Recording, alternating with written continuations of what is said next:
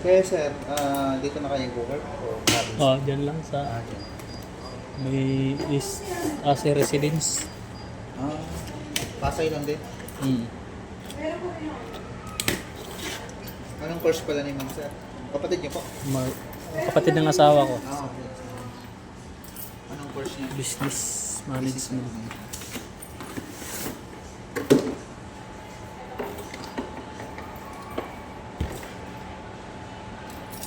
Wait ako lang.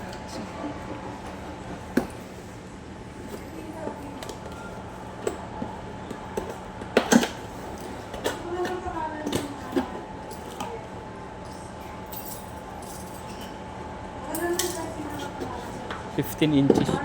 Sir, ang advantage lang nito may ganito. Ganyan.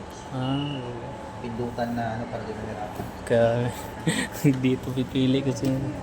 Okay, sa taas kasi di ba matagal pa. Oo. First laptop niya to.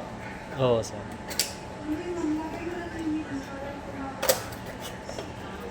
Hindi na kasi pwedeng estudyante ngayon. Oo nga eh.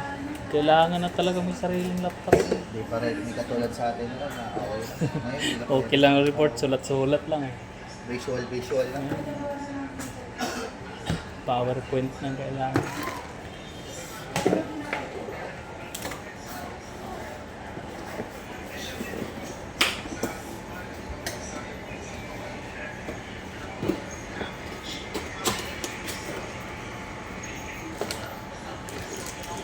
Ayan, charger. Kung may mga query kami, pwede ba kami makontak sa inyo?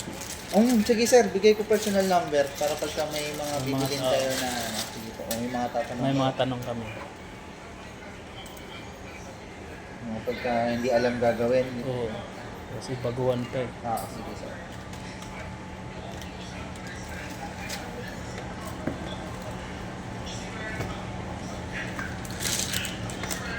Ito yung charger.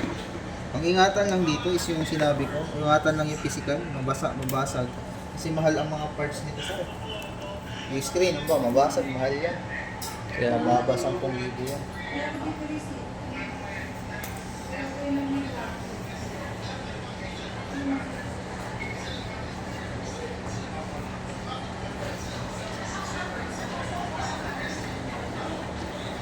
ilang oras po yung capacity niya bago ma-full?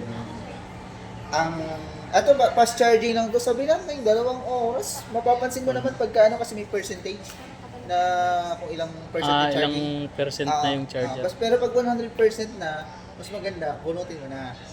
Hindi Pero lang. okay lang naman talaga ang laptop na ginagamit na naka-charge. Ang bawal dyan is yung ilolobat nyo. Yung laging nade-drain, doon masisira ang battery. Kaya huwag nyo siya i-drain para safe sa computer.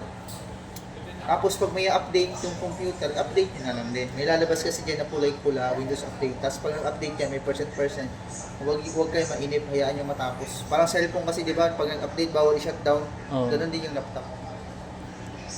Kailangan pag may update i-click. Tapusin. Oo. Kahit matagal, hayaan nyo lang. Ito, pag bago pa, wala pang laman, i-set up lang natin.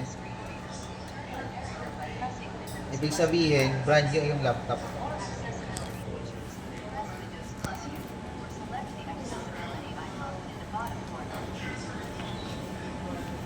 Set up, install muna natin yung